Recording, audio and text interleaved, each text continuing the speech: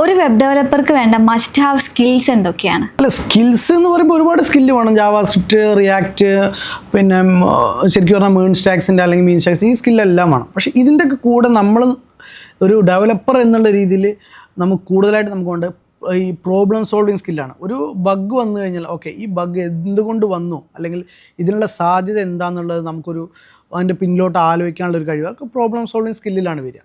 പിന്നെ നമ്മൾ ഓരോ അപ്ഡേറ്റ് ചെയ്യുമ്പോഴും, പിന്നെ ഓരോ പുഷ് നോട്ടിഫിക്കേഷൻ സെൻഡ് ചെയ്യുമ്പോഴും, അല്ലെങ്കിൽ നമ്മൾ എന്താ പറയുക റീബേസ് ചെയ്യുമ്പോഴൊക്കെ നമ്മൾ ശ്രദ്ധിക്കേണ്ട കാര്യങ്ങൾ വരും.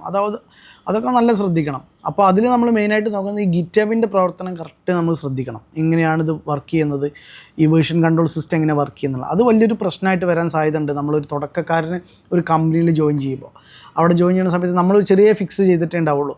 ആ ഫിക്സ് ചെയ്ത് നമ്മൾ പുഷ് ചെയ്ത കോഡ് എന്തെങ്കിലും മിസ്റ്റേക്ക് സംഭവിച്ചാൽ പറയും, ഇന്ന ആൾ പുഷ് ചെയ്ത് ചെറിയൊരു കോഡ് പുഷ് ചെയ്തിട്ടുള്ളൂ, അപ്പോഴേക്ക് വലിയ ഫീച്ചർ ഞങ്ങളത് കട്ടായി, അങ്ങനെ കുറേ ബ്ലെയിമിങ് വരാനുള്ള ഒരു സാധ്യത ഉണ്ട്. അപ്പോൾ അതൊക്കെ കറക്റ്റ് വേർഷൻ കൺട്രോൾ നമ്മളത് കറക്റ്റ് നോക്കി പഠിച്ചു കഴിഞ്ഞാൽ പിന്നെ പ്രശ്നങ്ങളൊന്നും കാര്യമായിട്ട് അങ്ങനെ വരാറില്ല. പിന്നെ ബാക്കിയൊക്കെ നമ്മളാണ് ചെയ്യുമ്പോൾ വരുന്നതാണ്. പിന്നെ പ്രോബ്ലംസൊക്കെ വരുമ്പോൾ അത് നമ്മൾ ഫേസ് ചെയ്യുക, അത്തരത്തിനുള്ളതിൻ്റെ കേസ്.